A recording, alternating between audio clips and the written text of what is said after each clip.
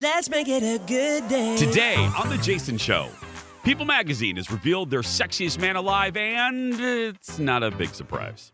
Then, more monsters are headed our way. Netflix just signed a big old deal with Ryan Murphy, or should I say another big deal. The deets in the dish. And then, for the rest of the hour, the host of the uber-popular true crime podcast, Simply Vanished, joins us live to talk about a case close to the hearts of Minnesotans. The Jason Show starts right now. Here we go. Let's make it a good day. We do it our own way. Let's make it a good day. Oh, no matter what they say. Oh, yeah. Good morning, everybody. Welcome to The Jason Show. I'm Jace, okay? Don't stop clapping because now you have to clap again. Say hello to Kendall. Hi. You gotta clap again. Hello. How you doing? The marmot moved. The marmot has moved. He always moves, I know. Oh, I really Look at noticed you. today. Look at you, Safari Sally. Thank Look at you. that. Thank you so much. You are very jungle. I feel very jungle. Show themed. everybody your Eric, or get a shot. Show everybody. How do you even do this? This You is an can, well, attractive look. you stick your foot out. This Show is an everybody attractive your look. foot.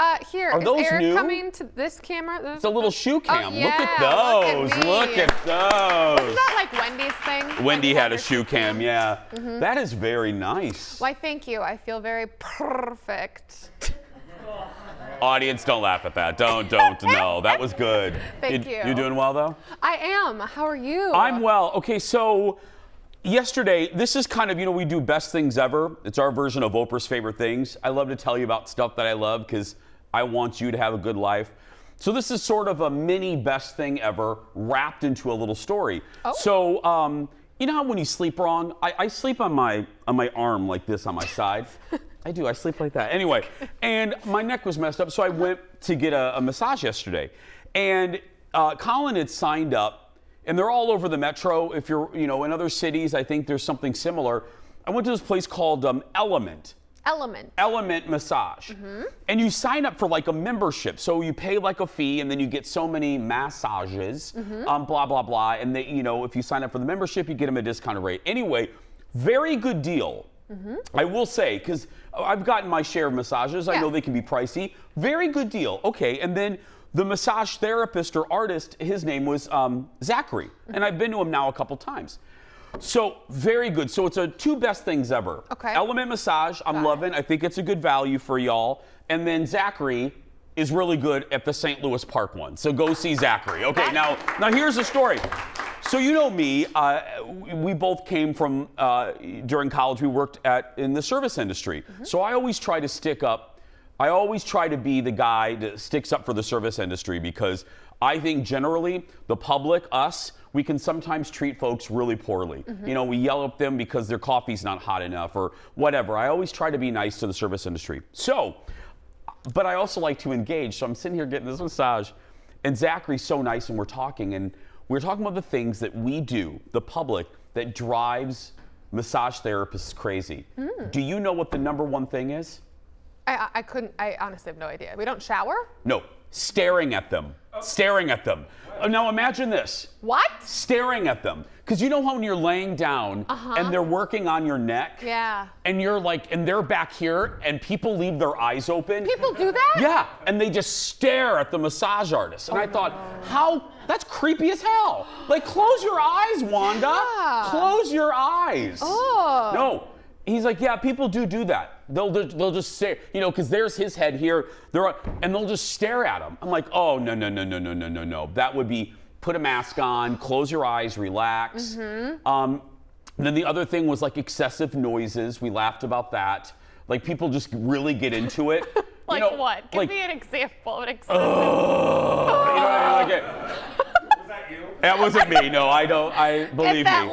left arm. I already, because I don't need Zachary or anybody. I don't need anybody. Not that anybody would, but I don't need anybody going, God, that TV guy makes weird noises. You know what I mean? I don't need that. I don't need that up in social media. No. So I just keep my mouth shut. You know, I don't say anything. I tip well, blah, blah, blah. But yeah, excessive noises. And I thought, oh yeah, you know, people just really get into it, and I think they forget where they are. And then they just go with it. Yeah. Do they like, did you ask him? I would like to know. Do they like when people talk to them? Okay, I did not ask him that, and I should have, because I'm like freaking Chatty Cathy. Yeah. So I'm in there, and Colin is the opposite. Colin doesn't want to be talked to. No. He just leave me alone. I'm there to relax. That's how I feel. Like, I would prefer not to, but I don't know if they want you to. I don't know. Zachary's really nice, so I talk to Zachary, but but then sometimes I shut my mouth. Can you do some digging for me? I'll ask. I'll go back there and ask. But yeah, that's a really good question. Do they even? I should ask him, because maybe he doesn't even want to talk to me. That'd be great. Now I if feel he- bad. if He's like, no, I hate Jeff goes, talking no, to maybe people." he doesn't. Wow, maybe, yeah. Zachary, if you're watching, I'm sorry. If I talked your ear off, he's like, let me just Do my massage thing. you and get the hell out of here. You know, maybe that's what it is. Yeah. Hey, I want to remind folks before we get too far into this, if you want to come see our show, we really hope that you do. We have a great time. I'm taking this audience to get margaritas after today's show, so you know. Hey. Okay, maybe just the woman in the pink. But anyway, yeah. But no, we have a great time here. You're in at 9:30, you're out by 11:15. But I want to remind folks, because, you know, just like cruise lines, Broadway shows, big national shows, our policies always change, and we just relaxed the policy on vaccinations. You do not need to show a vaccine card to get into the Jason Show, so please come visit us. We want to see you, and we have a good time. If you want to sign up, please, now I ask this nicely, please pick a day where you can come. Ever since we went to a new system, we have a problem where people sign up and then they just don't come. So please only sign up if you can make that day. Thank you. Let's get started, everybody. It's time for the hot dish. Roll it, Leo. Here we go.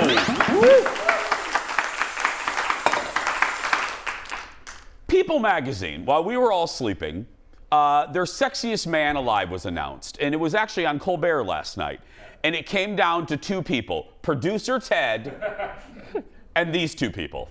We sifted through countless candidates, numbers were crunched, abs were crunched, and I'm happy to say that we have narrowed it down to just two sexy contenders. So without further ado, the finalists for People Magazine's Sexiest Man Alive are, Joe, please. The host of Last Week Tonight, John Oliver. Or Hollywood movie star and incandescent supernova of hotness, Chris Evans. And the winner, this year's Sexiest Man Alive, is Chris Evans!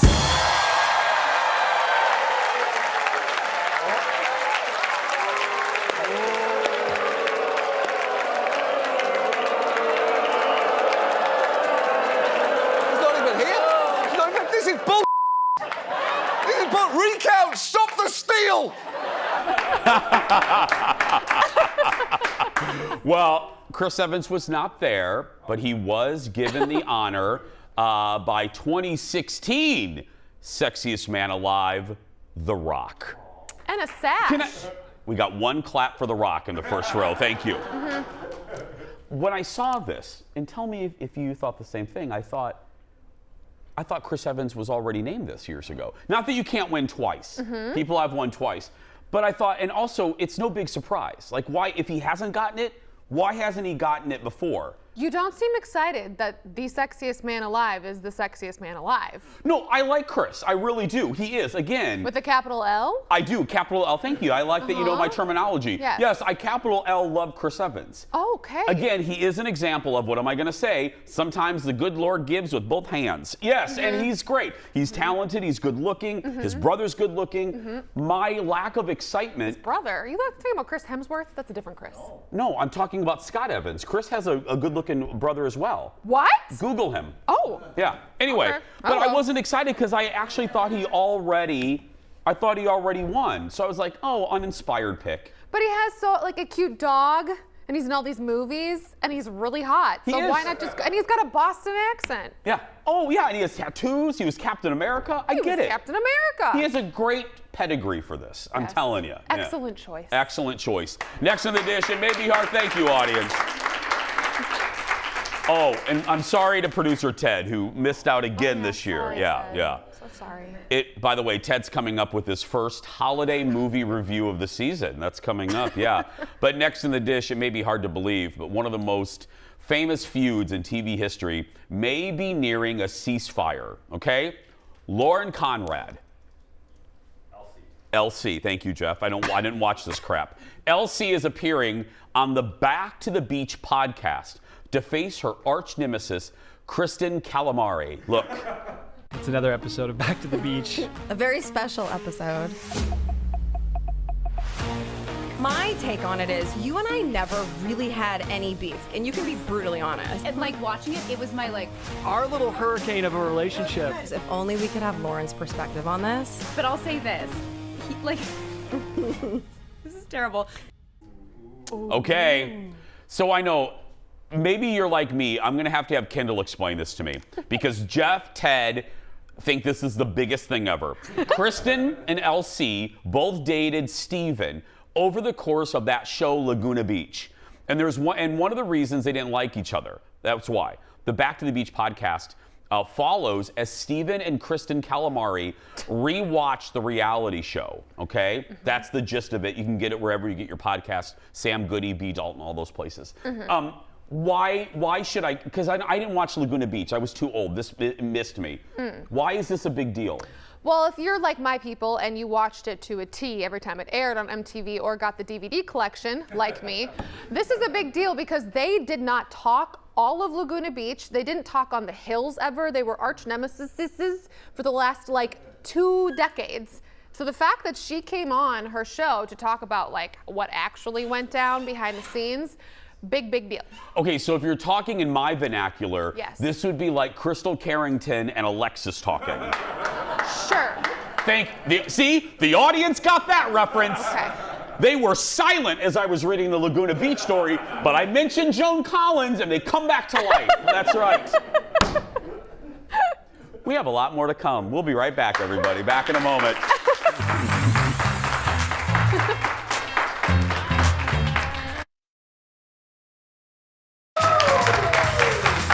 Welcome back.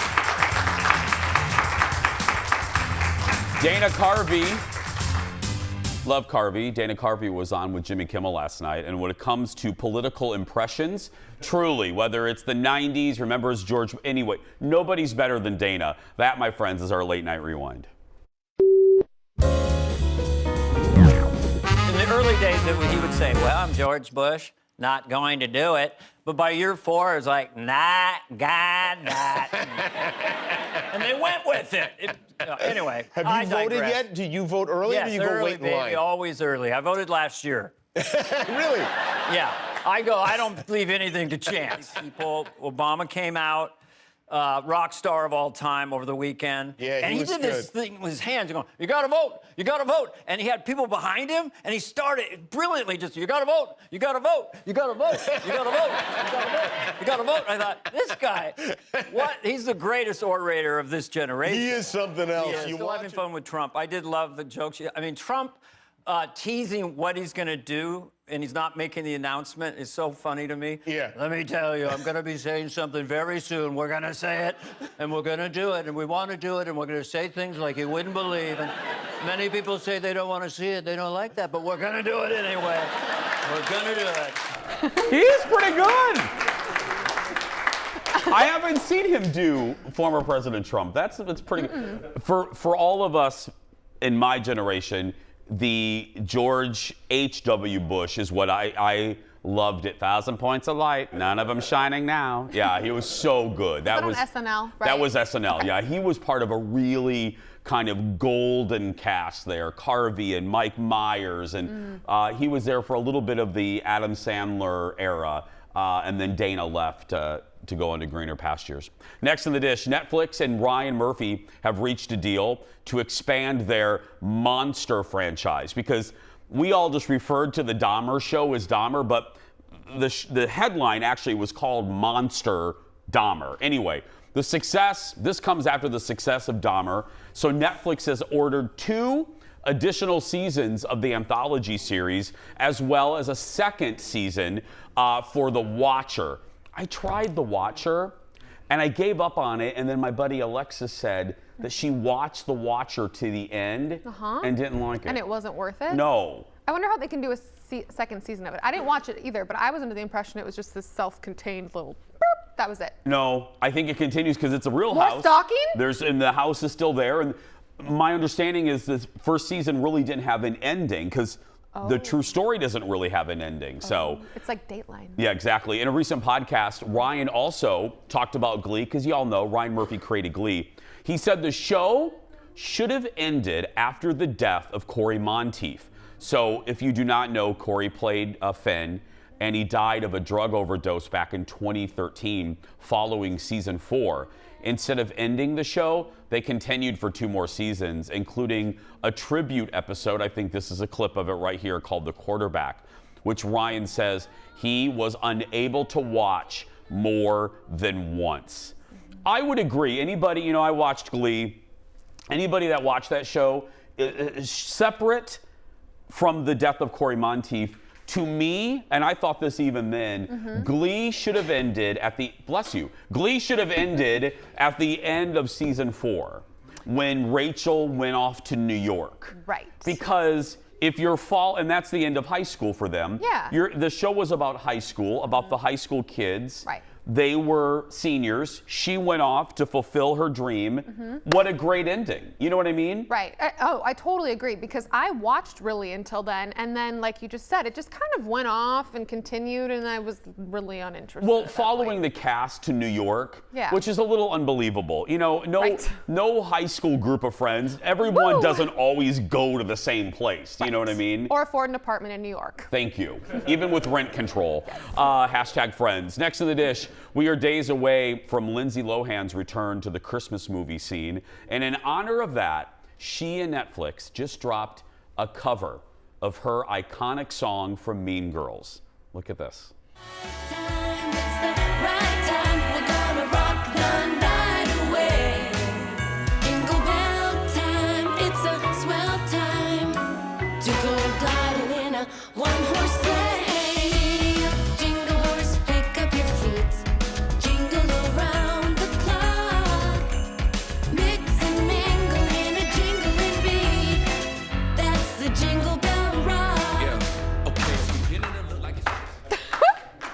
Audience, don't even bother. Save your energy. I need you to save your energy. We got 40 minutes to go.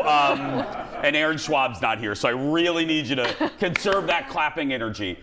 That is something that we do not need. No. I didn't need that. No, there's a rap break in the middle, in case you're wondering. So it's I'm like sorry, a there's a 5-minute what? song. There's a rap break in the middle. Who's rapping? The raccoon? I don't know, maybe. But it's Jingle Thank Bell you, Rock. audience. See, I can't predict this audience. I don't know what they're gonna laugh at. The raccoon joke, I'm gonna do more of them. Winner. Yeah. Yeah, there's a rap break. It's watch it if you want. Bring vodka. Wow, that's a ringing endorsement. Yeah. Uh-huh. Lindsay's new movie, by the way, if you don't know, it's called Falling for Christmas, and it drops on Thursday. Jeff, what is that on? Is that on Netflix? I think Netflix. Or Tubi? Is that on? I think it's on Tubi. We own Tubi, don't we? It's on Netflix. I Yeah. said that like 30 seconds ago. Does no one listen when I talk? It depends. Next up. I listen to you all the time. It's just I'm so distracted by your cheetah-ness that it blocks It's you out so loud you sometimes. can't hear my voice. Next up, an American architect moves to England, meets his new girlfriend, and desperately tries to find her just the right gift. But he's struggling. Aww. That is the premise behind the new Hallmark Christmas movie, Jolly Good Christmas. Look at this. I'm a personal shopper. All right. What is so funny? Oh, no, I just, never really met one before. I'm not surprised. If you had, you wouldn't be buying things like that. What do you have against gift cards? They're perfectly reasonable, but, they're kind of like giving up, aren't they? No, that's not exactly how I see it. In my business, I don't give up until I find the perfect gift. Well, with all respect to your talent, I'm not sure there is such a thing as a perfect gift. And if there is, I don't have time to find it. So, you know, for now, I'm going to take my chances with the gift card. That is jolly awful British accents on the Hallmark Channel. Are they really British? I don't know. I'll ask Ted. That's Jolly Good Christmas. And will David find just the right gift, or will someone named Angie distract him? Once again, I know Angie. How random. Okay, I've been waiting 12 months to say this. Once again, it's that time of year for producer Ted reviews Christmas movies, everybody. That's right. Now you can clap, audience. Producer Ted joins us from the Jason Show Christmas headquarters, otherwise known as our control room. Good morning, Ted. Good morning. Ted, how does it feel to be back reviewing Christmas movies? Oh, I get chills. I get chills. Once I move into November, it's Christmas music, Christmas movies, that's it. That's right. And I can always tell Ted's going to be on TV because he's in our makeup room putting on his spackle there. Okay. Ted, I kind of gave a little bit about it. Expand for us, what's this crap really about? So you've got this guy, he's an architect, he moves to London, he's got this girlfriend for 3 months, okay? And he's got to find the perfect gift for her, but he can't find anything for her because he basically doesn't know who she is. I mean, they're hardly boyfriend and girlfriend, so he picks out a gift card. This lady is the gift whisperer. Yeah, she's a personal shopper and she is the gift whisperer. So she's trying to help him find the perfect gift, and because he doesn't really know anything about his new girlfriend, they struggle and kind of bump and do all this fun stuff along the way. Now look, we don't watch these movies for originality, but I will still ask, was this pretty predictable? It wasn't all that predictable, I have to say, other than, the bumping in the beginning and, then they meet again, I would say the storyline is different than most Hallmark Christmas movies. What? Yeah, it's hard to believe. Wow, I mean, like, how different? I'm just joking, okay. We always like to ask, how is the acting in this one? I was making fun of the accents. How's the acting? Well, I don't know if did you see that show Royal Pains on USA back in the day? No. Oh, that was a great show. Well, the woman there, the gift whisperer, she was in that show. So I find her delightful. The guy who played the him, he was okay. I don't know. But here's the thing. When I'm watching this, I'm like, that can't possibly be London. But it is London. Okay, but then my follow-up is, are any of these people real Brits? Or are they fake Brits like my ex-boyfriend? So apparently the gift whisperer is British. Yeah, then he jumps into the river. But I couldn't tell. I didn't think the accents were very good. So I'm guessing that 25% real, 75% fake. Okay, if you're new to our show and this tradition, our yearly tradition, we go through a list, right, Ted? And we check it twice because all of these movies fit a formula. So, Ted, are you ready to go? I'm ready to go. Does it check any of these boxes? Ted, was there a kiss in a gazebo or town square? No, they kissed in front of Big Ben. I don't know if we count that. Anyway, okay, spoiler alert, Ted, you just ruined the damn movie. Anyway, Ted, big city girl or big city guy moves to the country. I mean, he just moved from America to London, so it wasn't really descriptive there, so I would say no. Anybody hate Christmas in this movie? He just he doesn't know how to shop for a Christmas gift, so. Okay. And he's really busy, so I would say no. Anybody make cookies together? No. Okay. No. Here's no the moment. lacy shaved hair. Okay, here we go. How do you rate on the gold crown scale? How many gold crowns are you giving Jolly Good Christmas? Well, based on originality, I always try to predict what's going to happen throughout the movie. I didn't really feel like I had a clear idea where things were going to go. I didn't think it was too complex. So, Leo, let's show him How many crowns? 3! 3? That's a rare 3-crowned Hallmark Christmas movie. We gotta go, but we gotta get rid of that animation. Anyway, Jolly Good Christmas is available on the Hallmark Channel. Thank you, Ted. We'll be right back with the host of a podcast you gotta hear about. Back after this. Coming up, calling all my true crime lovers, don't you dare turn that channel.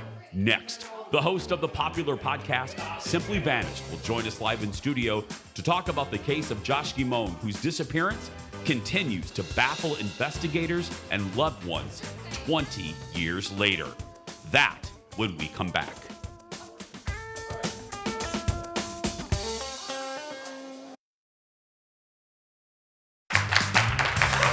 Welcome back, my friends. It is a case very familiar to Minnesotans, and now, thanks to Unsolved Mysteries and a great new podcast, the story is going quite literally worldwide.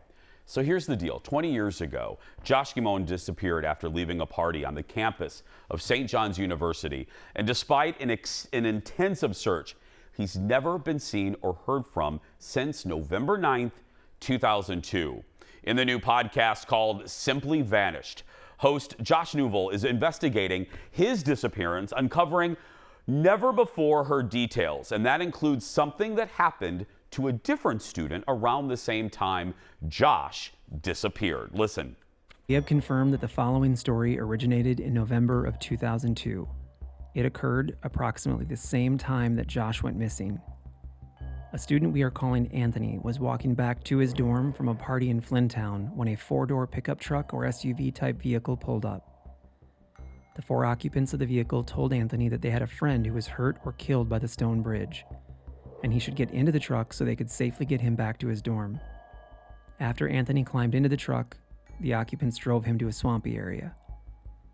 When Anthony asked what they were doing, they told him it was time to pay the price for the ride. And asked for something completely inappropriate, to say the least. That's just one of the new revelations in the podcast. Audience, please welcome Josh. Hi, Josh. We made this booking, and the executive producer, Jeff, said, you got to listen to this podcast. And I said, absolutely. I could not stop. I listened for a couple of hours, called Jeff, and I said, I want the whole back of the episode to be you, because I was just enthralled with this, as is now a big chunk of the population. Let's start here, for people that aren't familiar, who was Josh? Josh Gimone was a 20-year-old college student at St. John's University. He was born in southwestern Minnesota, grew up in Maple Lake, and he was on his way to becoming a future political leader. I mean, he was just a brilliant kid at 20 years old. And everyone, when you hear news interviews with family and friends, usually the cliche is, oh, he was really good. But Josh really was. I mean, everybody that you talk to said the exact same thing about this guy, that he was going to be a politician. I mean, I think his father said he was going to be the president of the United States. Now let's talk about your fascination, just so we set the ground about who Josh was. What was it about this case, about Josh, that made you want to do this podcast?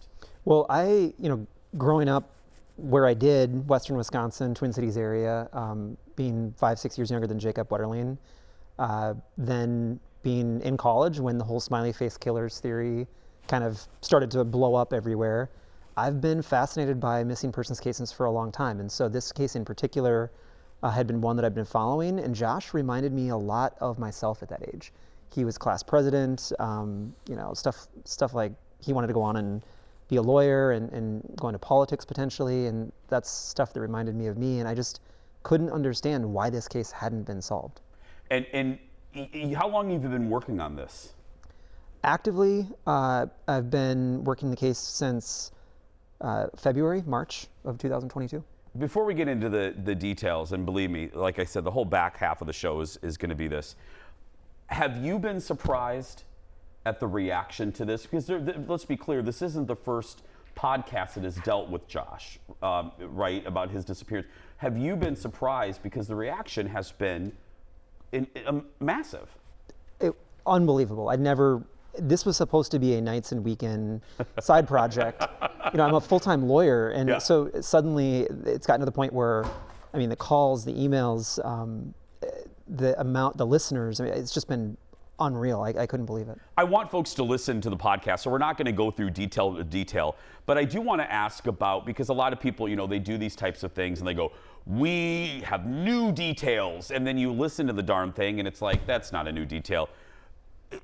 We actually have new details here, and one of them, Josh, is weird things that happen to other students around the same time, even, correct me if I'm wrong, that night or earlier that day, because Josh disappeared after going to a party playing cards with a friend. He walked across a bridge on campus and disappeared. Talk to us a little bit about the other things that happened to these other students. Yeah, so first of all, and it's very, very minor, but I want to just clarify, we're not sure that he walked across that bridge. That's right, you're right, thank you, yes. But there's been a lot of speculation that he has, and that he did, and he very well may have. But in that area, there were other college students the night before Josh's disappearance.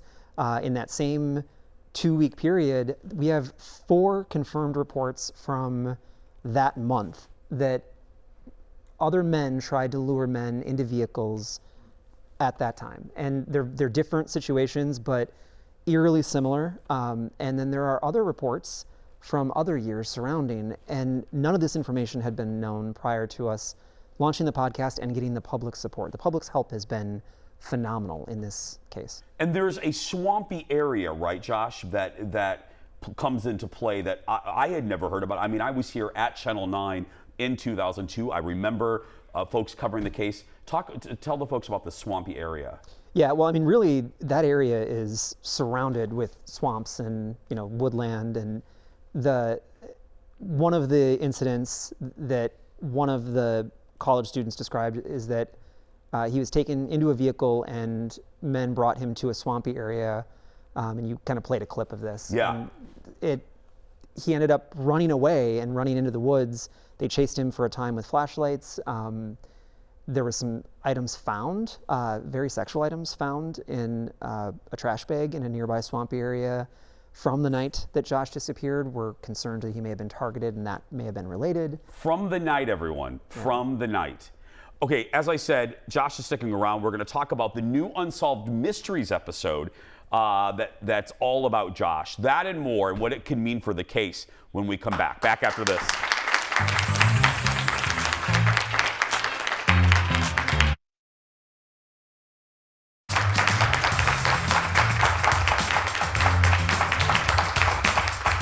Welcome back. We're talking to the host of the podcast Simply Vanished.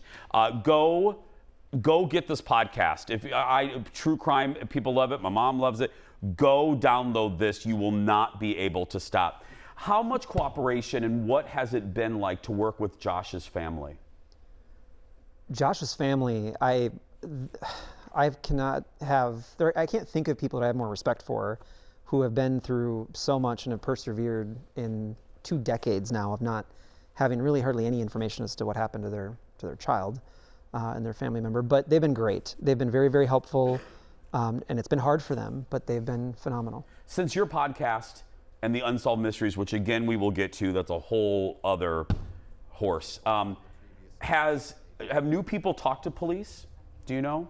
Yes, especially in the last few weeks, as more and more information has been released. People are calling the police more and more, and people are calling us. It's great. Really? Are you optimistic that within the next 5 years or so, maybe not solved, but we'll know a little bit more? Are you optimistic? I'm optimistic that we are closer to it being solved right now than we ever have been at any point in 20 years. Does that mean it'll happen? It's going to depend on how much more information the public can come forward with. Josh, let's talk about the computer. I know executive producer Jeff and I said I think that's episode 3. There was a computer, Josh's computer, and again, we all have to put our mindset back to 2002. You said that, and I thought, absolutely, we got to think of technology and how we used it. So put yourself back there. talk a little bit about it in TV quick terms, the computer and why it's so important of what has been found on it. Yeah, there was a lot of information. Josh was using the internet, and the police didn't lock down his computer early on, and days later they finally did. Unfortunately, stuff had been deleted. Internet Washer had been taken to it. But there is just a treasure trove of information on there. We found out that he was talking online. We found out that he was looking up certain things. All of that is crucial to the investigation. And this is the part where I was by myself in the car. I go, ooh, we have about a minute in the segment. The music skipping. You could see on the time that Josh's computer, after allegedly the time where one theory thinks he disappeared, Josh's computer was playing music. Yeah, there's a question as to whether he perhaps did make it back to his dorm room that night, did access the internet, and did use it to play music and perhaps chat on AOL Instant Messenger. Which was another thing, too, that you will find out in the podcast. He was on these messengers, and you can't tell exactly what the messages are. They're encrypted, and only Yahoo has it.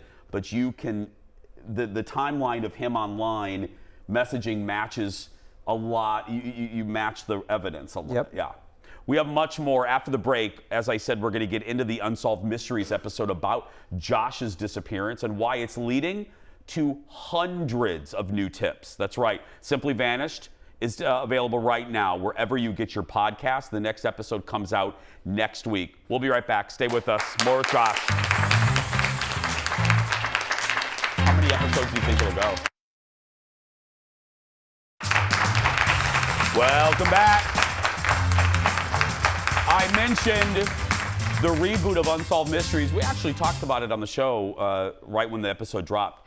They did an entire episode on the disappearance of Josh. Here's a little bit of that.